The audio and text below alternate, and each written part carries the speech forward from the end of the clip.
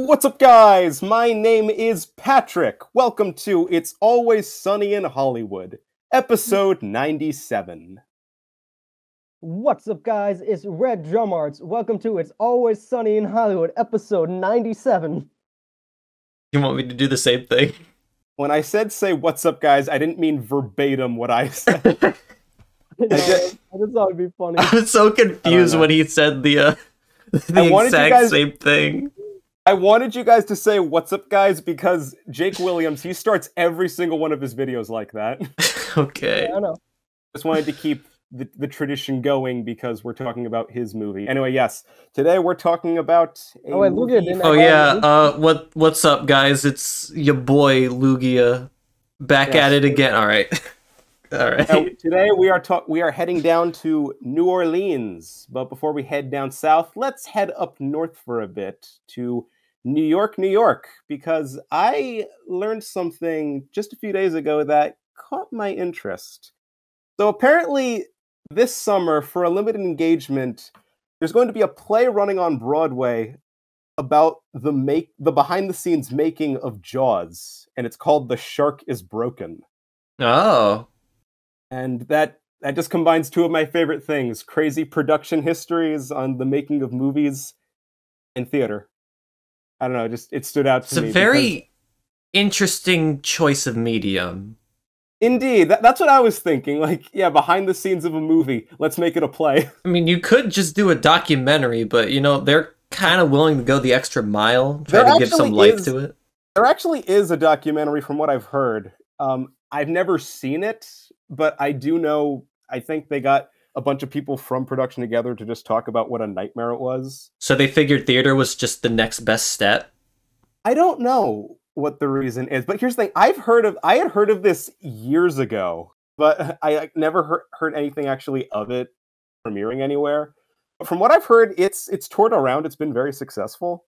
So this sounds interesting to me. I might check this out if I have time. Do you know when it's supposed to... Late summer, around August, I believe. This year, okay. Yes, this year. Actually, this does lead to a question I've been meaning to ask you guys.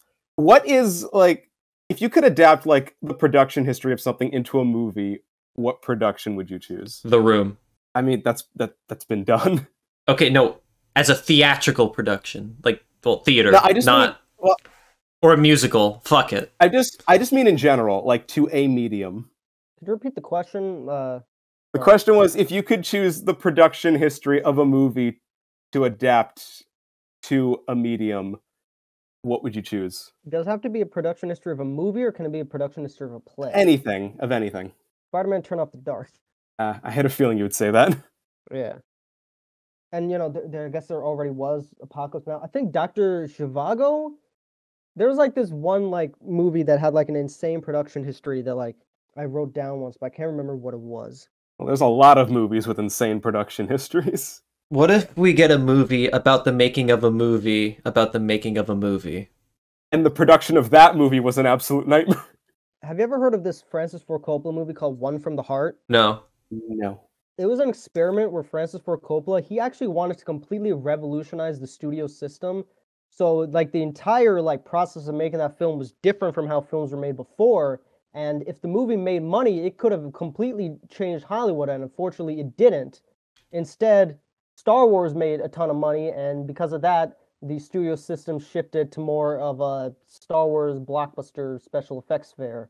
And yeah, it's interesting, because, like, they had kind of a clock in, clock out kind of system, multiple actors working on multiple... It was unique, and I'd like to see, you know, that whole thing, because, like, the actors, they actually, like, really liked it. Like, in terms of, like, the employees, it was fantastic. It just, the end result just didn't make money. So, like, it didn't fail, but it was more of like, they couldn't have the money to just keep doing that experiment for other projects, because he was the only one that wanted to do it, and no one else was going to adopt it because the movie bombed. So, yeah. My brief news was just that Jerry Springer passed away. He's an interesting figure. He's kind of, like, known as the king of trash TV. But there's actually a bit more, like, he's a bit more of a complex figure than that. Wasn't he, like, governor of a state or something at one point? Yeah, and he got, like, a sex scandal, which is why he got kicked out. Ah. Bizarre fella. I'll be His honest, show is I've like never watched Jerry Springer. The most I know about him is that one Weird Al song. Jerry Springer was so weird because his show is so trashy, but there was also like an oddly progressive perspective he took on some of the things there. And part of it was just for like shock and awe, but like you know, it was still like there textually. So I always think about how Ghost Rider 2 implied that he made a deal with Satan or that he was Satan. I don't remember exactly what the joke in Ghost Rider 2 was, but yeah. In Ghost Rider 2, they implied that Jerry Springer has some sort of relationship with the Dark Lord. All right. So, yeah, let's head down south to Six Flags New Orleans with Closed for Storm. So, Closed for Storm was the directorial debut of YouTube content creator Jake Williams of Bright Sun Films. You guys familiar with Bright Sun Films at all? No. Red? I like heard about him in passing once. I'm more familiar with the Defunctland than him, but like I have heard of Bright Sun Films. Actually, fun fact, Bright Sun Films was actually an inspiration for Defunctland. That makes sense. There's apparently the two of them were on a podcast together, and Kevin Perger like directly said to him, "You were kind of the reason I did this." So, yeah. Okay. You know, it's friends helping friends.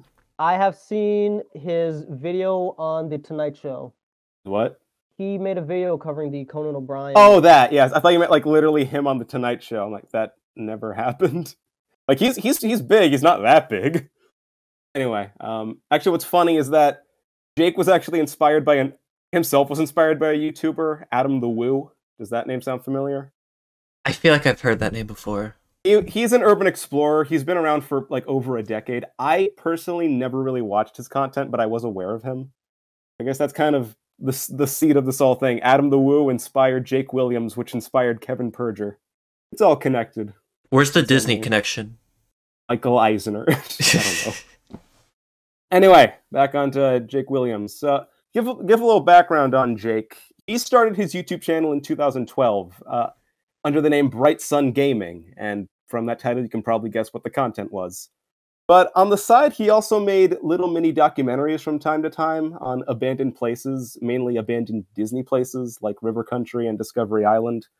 And in 2014, Jake considered shutting down his YouTube channel, but those mini documentaries he made, they got some pretty decent views. They got over like 1,000 views each, and Jake decided to keep his channel going and to just focus onto making that type of content, as well as spicing it up by talking about canceled projects and bankruptcies of the sort and, you know, stuff like that. So it's basically stuff of the past or stuff that never came to be. And with this change in content, he also changed his channel name from Bright Sun Gaming to Bright Sun Films. And Closed for Storm comes into the picture when Jake got the idea that he wanted to make a larger scale production than what he was used to doing. He wanted to make a documentary, like a full-on feature documentary. And Six Flags New Orleans was a subject that always stood out to him. And fun fact, he actually made a video discussing Six Flags New Orleans years ago. I linked you guys in the chat. Have you checked it out at all? Unfortunately, I didn't have time. I thought it'd be better for me to just see this blind rather than, you know. Fair enough. I just it wasn't mandatory. I just said if you guys are curious, there it is. It's rough around the edges because it was one of his earlier videos, so you know, there's a lot of rambling and the editing isn't fancy. You know, it's cool to see the blueprints at least. Anyway, back to Closed for Storm. What's interesting about it is that Jake paid for the entire production out of his own pocket. There was no studio backing or anything. He actually got permits from the city of New Orleans to go into the park legally and rent it out to film everything he could. And he also reached out to former employees of the park to try to get good interviews. And apparently a lot of people he reached out to were very reluctant to discuss the park. And one of them even threatened Jake by saying he was going to contact all former employees and tell them to ignore his requests. I don't know if he actually went through with that. I'm assuming not, since he got some people. But I don't know, it just goes to show you how this is still on the minds of certain people.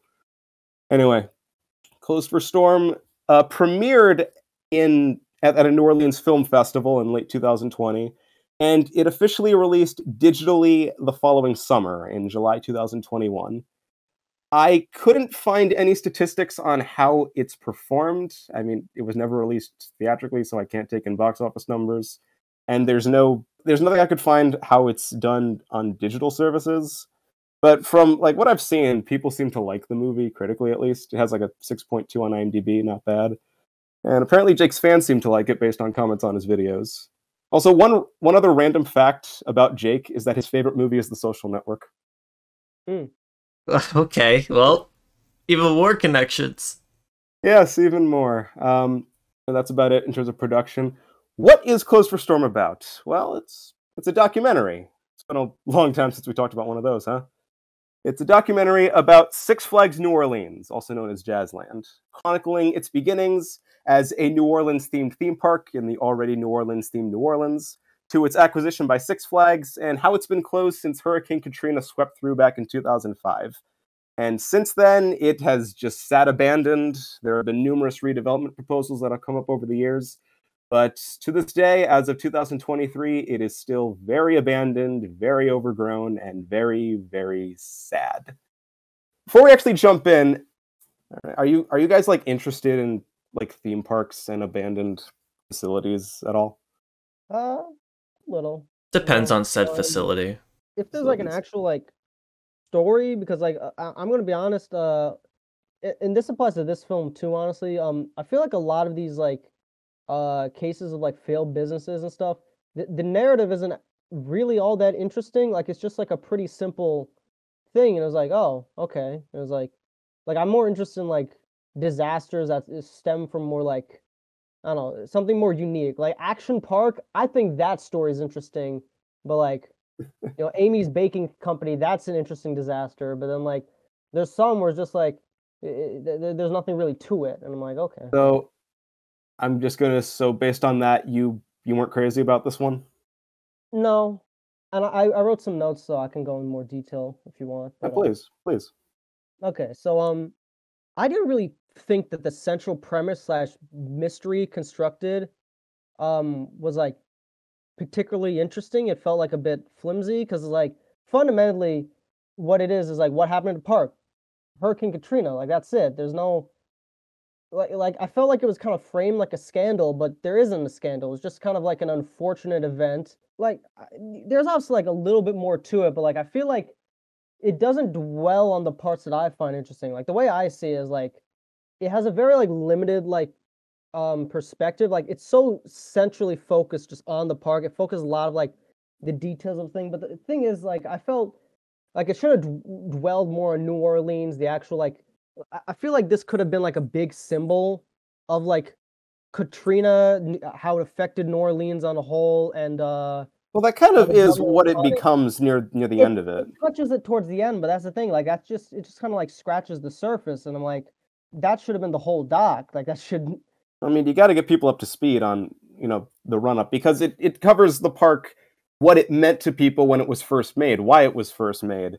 That's the thing, and though. Then, like it just kind of felt like a nostalgic rumination on like a theme park, and I was like, okay, but like, yeah, you're jumping from one subject right into another. Like I don't know, it just kind of felt like I saw like a Wikipedia entry, not like an actual like story, which is fine, you know. I mean, you do get to hear some of the former employees who work there and like what their thoughts on their jobs were, but that's kind of all you really get. I didn't get what was like the real like uniqueness, because like I've seen a couple other park videos and like it just kind of feels like a lot of the stuff that was said here could be applied to really any failed park. And I didn't really here's the thing. Here's the thing.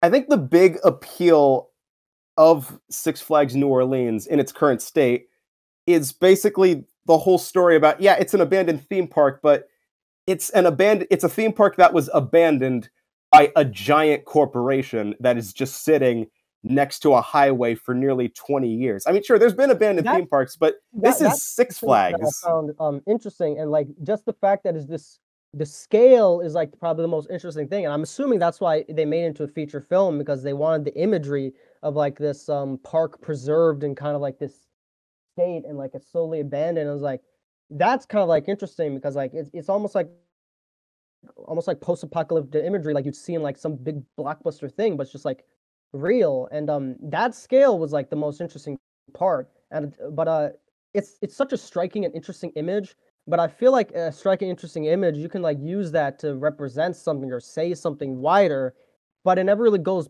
past the image. Like I feel like the image should have been So like a you jumping feel point like the at the movie is end just point. kind of surface level? Yeah, I feel like it's just starting, and there's like a bigger story there, but he just wasn't interested in the bigger story, and I'm like, okay, and that's fine, but like 77 minutes, and I felt like it could have been like a 20-minute YouTube video. Like I see his actual video was like 7 minutes, so there's clearly like more to be explored, but I feel like 45 minutes of material tops this had, and like a lot of it just kind of felt like fluff because he needed to reach the runtime, and like it does have a scale that warrants a feature film, but I don't think he actually like mines enough material out of it. It's like I don't know, it feels like missed opportunities, if that makes sense. What about you, Lugia? What did you think of this? I'm a little more positive towards this film. I still think that it's very surface level. There's not really a whole lot to get out of this. A lot of people say pretty much the same thing. It was Hurricane Katrina that pretty much fucked this whole thing over. Like, I get it. I did like when we got to see the abandoned amusement park itself, like where everything was, how it's been vandalized by some people. I thought that was kind of interesting, just taking a look at the park itself. I felt like this movie meandered. It had something it wanted to say, and it felt like it had other things it wanted to say, but it didn't really get to anywhere. Like, all the political aspects of it, they were just kind of there. There was no real build up, no payoff, none of that. All right. I guess I feel like I'm the most positive then, I guess. I mean, it's not bad, but it doesn't have a focus, though. I guess. Well, here's the thing. I'm into this type of stuff. I am very much into abandoned and defunct things. And Six Flags New Orleans, like I said, stands out among the rest because it's a park that was owned by a giant corporation that just left it abandoned after a natural disaster. I think that's very interesting because there's nothing quite like that. I think the thing that comes close is probably Disney's River Country, but even then, the company made sure to hide it away in their park to make sure nobody could really focus on it. I mean, it was still there, but they actually tried to cover it up. Here, no, it's just sitting there.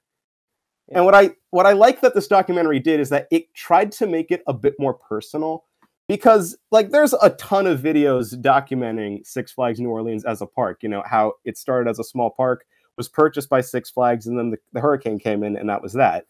But what I like here is that you get people who have some sort of connection to what the park meant to them. There's this old lady who used to work at a laser tag place who used to take her employees and her kids over to the park, and they would have a great time. And there's also the guy who worked at the park who told that story about the handicapped woman who he tried to help onto the roller coaster. And there's the land developer who is like very hopeful about like what would happen to the park, and he's still hoping something would happen. It's in his backyard, but to this day, it still hasn't really done anything. I think little touches like that really make this feel a little bigger than just a typical YouTube video of somebody explaining what the park was.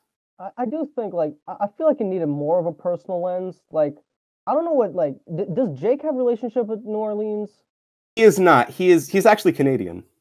Okay, yeah. I feel like maybe that was maybe an element because like it felt like almost kind of like detached. Like I saw the stories, but it didn't feel like there was like a real like internal drive. Like I started to look up like some reviews from some people from New Orleans, and which and I feel like I got more like interesting perspectives out of reading the reviews about this film than I did from the actual film. One thing that you mentioned I think is interesting, and I think is part of what my issue with is that it definitely feels like this is meant to like appeal to people that are like specifically interested in like abandoned theme park stuff. I guess what I'm just saying is like I guess like the end point for like the audience of this film is to me what the starting point should have been. Do you think it should have started with what the theme park means now? What it means as a monument of Katrina rather than like a history presentation? Yeah. Cuz like I feel like the core event is Katrina, and I feel like it could have like used how like the government like a big company abandoning this thing, and like when the actual Contrita, like the government basically abandoned like the location near New Orleans. I feel like it could have explored New Orleans through like the lens of this, and it does a little, but like They do at the end. It feels more focused on the park than the actual like city, and I feel like it's a documentary about the park. That's what I'm saying. Like it's the park isn't that interesting. Like it feels like the park is just in a bubble. Yeah. Well, it's been in a bubble for nearly 20 years. But how does that affect the city? Yeah. Well, because like its own little. Well, the residents have said the abandoned park is kind of a symbol of the neglect that part of New Orleans has felt since the hurricane. Exactly. That's exactly, and I think it should have explored that more, but it only did in like the last like 20 minutes. And I'm like, okay, well. And the most I got out of that was that it would be too much to destroy everything. Like, what, $65 million or some shit like that? No, something like that. Apparently, it would have cost Six Flags around $32 million to fix up the park. 32, okay. I don't know where I got the 65 from. I don't know what it would cost to dismantle it. But again, there have been proposals throughout the years, but none of them were ever approved. But again, I feel like that's all that we got when it came to just what New Orleans itself thinks about the park. It's either two camps. It's either people don't care. Well, a large majority of people don't care, but the people in the surrounding area, it's sitting in their backyard. There's that one guy who said, like, it's literally in his backyard. It's just sitting there. It's a complete eyesore. Basically, what you guys are saying is that the movie just felt like it was just like a one-trick pony, I guess. Like, it's just, look at this park. Look at this park. There's a little bit more right? to it than that, but that's kind of it, yeah. Like, yeah, it just doesn't feel like there's like much to it, like to like the story in general, or just like how they executed it. One park, it was another, then it closed because of a hurricane and never reopened. And I'm like, okay, and what does that mean? Like if there was like a perspective he had, maybe like I'm not sure what like the point he was trying to make. And like that's the thing, it's fine for YouTube video because like YouTube videos are often like just like a document to like explore something. But like a documentary, those are films, and those have like a perspective. Like there's usually a perspective taken. Like if we're looking at like like Werner Herzog, he's considered like the greatest documentary filmmaker ever. His movies all like have a very like personal lens to it. Like it feels like a filmmaker made it. When here, like I could, even if you didn't tell me it was made by a YouTuber, I would have known it was made by a YouTuber because it kind of has that kind of impersonal YouTube feel. Like it feels ironic because like YouTube, you would think that YouTube stuff is more personal, but like I feel like a lot of YouTube documentarian stuff is like this is a different format than Jake's traditional YouTube videos, because his traditional videos, they don't have interviews. They're just either photographs or archived footage. One thing is, though, is like I've seen YouTube documentaries with like the interviews, like Defunct Lamb, Bobby Broccoli, and like what I find interesting is like I felt those were like more effective as documentaries because like even if like I think some of Defunct Lamb's like narratives are forced, like there is still a narrative. It doesn't just feel like I'm reading like I'm seeing a visual Wikipedia entry. Okay, actually, here's a good example. The difference to me is like watching a movie like Bohemian Rhapsody versus watching a movie like Rocketman, because Bohemian Rhapsody just feels like a summary of what happened, when Rocketman feels like it was actually trying to like express a story about Elton John's life. When like I watch Bohemian Rhapsody, I'm like that's the story of Queen. And it's like, okay, but that's just like the Wikipedia bullet point summary of the point of Queen. When like there's a more of like an emotional through line, a hook, like they're actually like kind of emphasizing and aspects of Elton John's like kind of like, because like it's about like Rocketman was like about his relationship with his like father and stuff like that. When Bohemian Rhapsody was just kind of about the career, and I was like, that's what we kind of felt like with this, like compared to other documentaries, where it just kind of felt like I was getting the facts and nothing else, and like the facts weren't that interesting.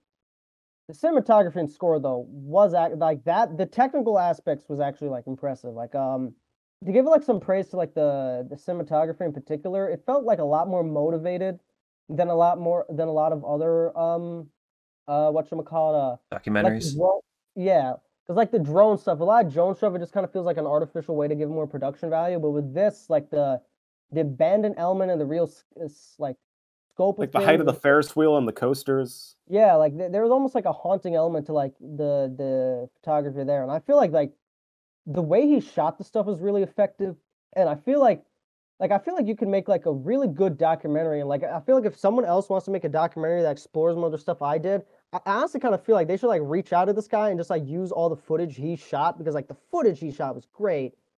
I just don't think the actual like story was. I didn't think there was like anything like to it beyond that like sheen.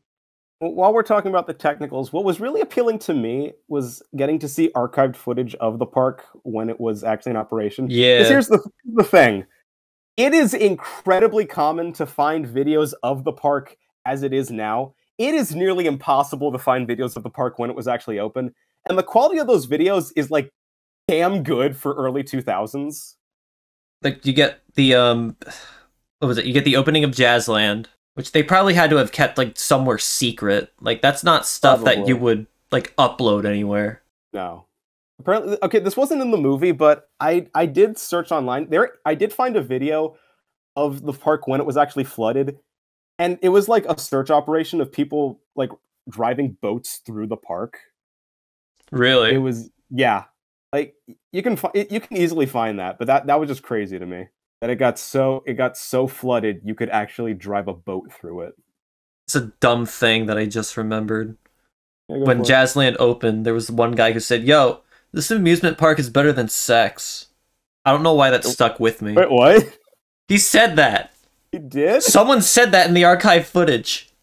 Bro, I watched this documentary like twice. I didn't catch that. You did. No, you. Oh my god. Did you at least see the dick spray painted in the abandoned site? Well, yeah. That's okay. I mean, when there's graffiti, there's bound to be a dick somewhere. I'm amazed you didn't catch that, a dick spray painted onto the wall. Actually, while we're talking about graffiti, I did notice in some of the aerial shots of the Ferris wheel, there is graffiti way up on the higher carriages. How the hell do you get up there? You climb up it. Yeah, but that's fucking dangerous. That is a rickety old Ferris wheel. Listen, it's about making a statement. Graffiti artists will do anything just to prove a point. Actually, this does lead to a question I do want to ask you guys. So, okay, so had Hurricane Katrina not happened, do you think the park would still be there as Six Flags? If it's financially stable, then yes. Well, that's the thing. At the time, so here's the thing. People say that the park closed just because of Katrina. That's like 90% of the reason. But there's that 10% that was Six Flags. Because, as they said in the documentary, Six Flags was not doing well financially in the mid to late 2000s. And Six Flags New Orleans was among their least successful parks. So after the hurricane came through, they didn't want to spend millions of dollars fixing up a park that didn't even bring in the revenue they wanted. Right. So I feel like they did want to put in a water. They said they wanted to add a water park expansion in the following summer in hopes that would drive more people to it. I'm going to be honest, I'm not quite sure it would have helped.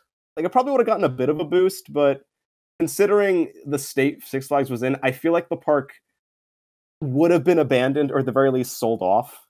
That might be the best case scenario.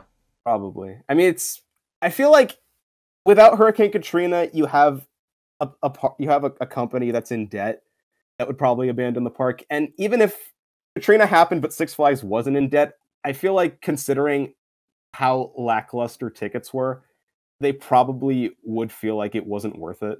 I don't know. I feel like no matter what timeline, the park was kind of doomed. At the very least, doomed as a Six Flags park. Right. You guys have any comments on that? No, I think it would have lasted like maybe another year or 3, but probably no more. Also, random tangent. You guys remember those old Six Flags commercials? No, unfortunately. What, with the old guy with Mr. Six? No, I don't. You don't? Dude, those were fucking iconic. I distinctly remember the ones from the 2000s. Yeah, it's like, it's not something flags, it's Six Flags. Like, I can't remember what the slogan was. More flags, more fun. That's the one. More fun. It's not 5 flags, it's 6 flags. Yeah, those were the days. What's that song? We Like to Party by Vega Boys. That song is like immortalized with Six Flags. It's impossible to hear that song without thinking of the park. I talking about Six Flags in general. I kind of find it interesting how like 2000s they were able to carve out its own identity. But what I found funny is that a lot of people don't know this, but like Disney has Disneyland, Universal obviously has like Universal. Ching. Six Flags is Warner Brothers Park, and I feel like a lot of people don't even realize it's Warner Brothers Parks. Like they just it's absolutely Warner Brothers Park. Yeah, they got Looney Tunes characters. They got DC. Like, yeah. As a kid, I just figured that like, oh, they must have just gotten like the licensing rights to that, just like how like Lego gets licensing. I didn't actually know that they like owned it because like it doesn't have like that a personality. Like it doesn't feel distinctly Warner Brothers. It just feels like a theme park. A park with Warner Brothers characters. It just feels like a theme park that got permission to use their characters, and I was like, well, okay. That basically is what happened. Yeah, that is the story. Six Flags bought the rights to use the characters in the park. I know. So it literally is a theme park with Warner Brothers slapped on top of it. Yeah, I just feel like it's just Warner Brothers is like it's just interesting to me because like their brands are iconic, but they are really bad at branding. Versus like Disney, where like if you ask like a person on the street, like if they like Bugs Bunny or Mickey Mouse more, everyone's gonna say Bugs Bunny. No one gives a fuck about Mickey as a character, but like in terms of like the actual brand, the Disney brand is so much stronger, and I just find that interesting how like Warner Brothers is kind of like better in terms of its parts, but the sum of their parts is less than the whole of Disney's sum, even though like the actual parts of Disney are worse. It's like I don't know. I just think that's interesting. So, final thoughts? The documentary, it was all right. It is definitely regardless of what you guys think of the movie itself, it is definitely admirable that this guy was like passionate enough to pay for everything himself. Oh yeah, no, absolutely. Drive out of Canada all the way down to New Orleans just to see this park and get this documentary made. Like regardless of what you think of the final product, that's admirable. I mean, for what it's worth, it wasn't a bad watch. It's nothing like too remarkable. Not your cup of tea? No, it was all right. Like it needed more meat? Yeah. Same with you, Red? Yeah. For me, I'm a fan of this type of stuff. I enjoyed this very much. Like I don't know if I go out of the way to say it's amazing, but I do think if you're a fan of abandoned theme parks or Defunctland, stuff like that, I do think it's worth a watch. And I'm probably the only one of the three of us who will say this, but of the movies made by YouTubers I've seen, this is easily the best one. You are probably right on that. Yeah, does Bo Burnham count as a YouTuber anymore? Let's say I wouldn't say that. I think the guy that made that TV show Final Space, he's a YouTuber. I haven't seen that show though. Also, it's a show, not a movie. I don't know. Wasn't crazy about Fred the movie. The Doug Walker films, I wouldn't touch with the 10-foot pole. Yeah, there's Smosh movies too, right? I haven't seen them. I don't care. I don't care about the Smosh movies. I'm saying of the YouTuber movies I've seen, this is the best one. No contest. Did you guys know that Logan Paul made a parody of Airplane? Yeah, Airplane Mode. Which is already a parody movie, so I don't know what his logic was. He basically a parody of a parody. Doesn't that cancel out? Yeah. Isn't that what math taught me? It cancels out, so it's its own thing. He basically like remade Airplane, but like worse. Speaking of which, I'm kidding. So my recommendation, okay. I'll be honest, this was a little bit last minute because I wasn't because I kind of forgot that was my turn, but also I just wasn't really sure what to recommend. So earlier I asked you guys if you saw The Godfather, The Exorcist, or Evil Dead 2. Patrick, have you seen Evil Dead 2? I've not. Okay, and have you seen The Exorcist? Nope. Okay. The fact you haven't seen The Exorcist is fine because what I'm recommending is Exorcist 3. And the thing is, I don't want you to see Exorcist 1. Okay. This is the thing that I always said I was going to do with The Godfather, I'm doing it with Exorcist. Exorcist 3 is actually just a sequel to Exorcist 1. It has not. Exorcist 2 is like basically non-canon. So Exorcist 3 is an interesting story. The writer of the original Exorcist, both the book and the film, he was heavily involved in the films thing. So for the actual sequel, the sequel to the book is called Legion. So Exorcist 3 is an adaptation of Legion, and they just got the writer of the movie and the book to just direct it. So Exorcist 3 is like considered to be a pretty like great movie in its own right, and it's also a movie that like it has connections to the first film, but it kind of stands alone on its own. And some people would argue it's actually kind of better to watch it as its own thing. So I figured, because I've seen the original Exorcist, you haven't seen The Exorcist, and I believe Lugia said that he's seen part of it, but not Yes. the whole thing. I think it'd be kind of interesting for all of us to kind of go in. So like, you know, you're going in completely blind. Lugia has like some understandings, and then you got me, who's, you know, fully familiar with the film and loves it. Going in to see Exorcist 3, and you know, Okay. what we all take away from it differently. Exorcist 3 by William Peter Blatty. I believe it came out in 1990, 91, one of those two. Can't remember. That guy directed anything well known? Well, you know, aside from The Exorcist. Yeah, I mean, not really. I mean, he's more of an author than They've written anything famous? yeah, The Exorcist and Legion, which is the Other than Exorcist and Legion. yeah, like some other like kind of horror books, but I don't think you guys would know them. They're like known within like book circles, but like not really outside book circles. I don't know. I don't read it. The only horror book I've ever read was Carrie. Yeah. Are you sure Goosebumps doesn't count? I never actually read any of the Goosebumps books. Really? No, I watched some episodes of the TV show in school, you know, during Halloween, but I never actually read the books. You never read those Goosebumps books that take you to like completely different pages depending on what pathways you choose? No. You never experienced that. Wow, okay. Nope. No, I know of those types of books, but I've never read one. Oh, also, I would like you guys to see the theatrical cut of Exorcist 3. There is a director's cut, but one, it's not like really a director's cut. It was just like a kind of cobbled up thing to get kind of close. But the theatrical cut is apparently like good, and most people think it's better than the director's cut. So I say just watch the original theatrical cut. There's like another that I know we are going to talk about The Exorcist, but there's an interesting story there where the director's cut of the original Exorcist is actually the writer's cut, where William Peter Blatty he made his own cut of The Exorcist, and that got released as the director's cut.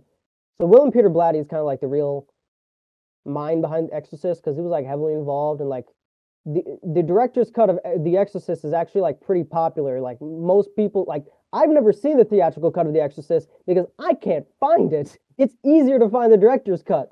It's lost media. It's not lost media. It's just like it's like, oh, you can't find it anywhere online. On like streaming services, they always default to the director's cut and stuff. So I'm like, and I've never gotten it physically, so I've only seen the director's cut. The director's cut is the one that has the spider walk, which is like one of the most famous sequences of the movie. And I think that's interesting that the director's cut that came out like 30 years after the original movie is where that iconic scene came from. So yeah, William Peter Blatty is really like the auteur of the Exorcist series. So but yeah. All right, so Exorcist 3. You have a closing? You know, Jake doesn't actually have a traditional closer. I could use like, all right, forum, make sure to smash that like button. No, like, comment, subscribe. He's not that type of YouTuber, not even in his early days. We're just making fun of YouTubers in general. Murder that. Even though these go up on YouTube. I guess I'll use like the outro he had for like 2 of his earlier videos. Anyways, that is it for me. My name is Patrick. Thank you very much for watching, and goodbye.